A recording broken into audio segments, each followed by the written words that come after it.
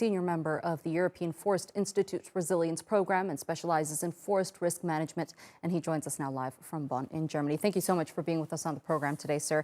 Now, we heard from our correspondent there say that we're in phase 1 of the drought in the UK. If it's this bad now, how much more worse can things get in the region? Well, I'm speaking here from Germany, southwestern part of Germany, and we're facing the same situation. It is dry like never before, and if you look at the synoptic weather charts, it is a phenomenal situation from Portugal down to Ukraine, where we have simultaneous large fires, and there's, for the next weeks at least, there's no real relief in sight. Well, wildlife, we know, is being affected by the wildfires across Europe. They're coming to the level of extinction with some creatures. We understand that crops are being affected, as Sarah just explained there, in the UK and elsewhere in Europe.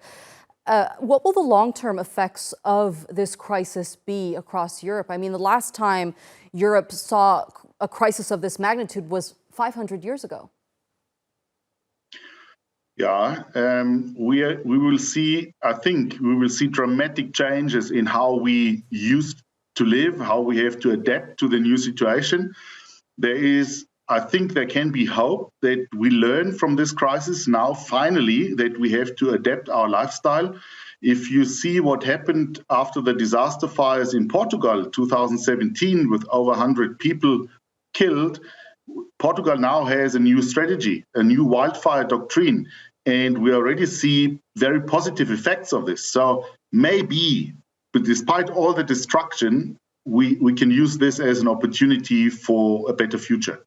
So what needs to be done to make sure that we don't relive another crisis like this by policymakers, by government, by the public even?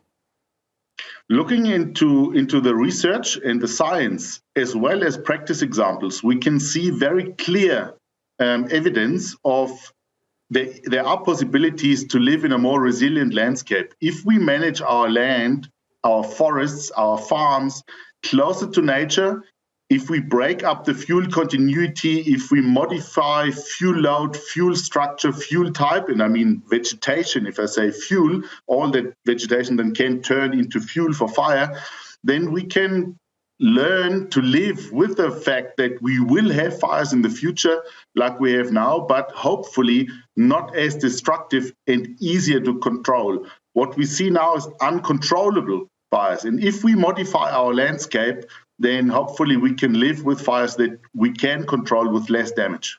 All right, Alexander Held, thank you so much for being with us here today on the NewsHour and sharing that insight with us.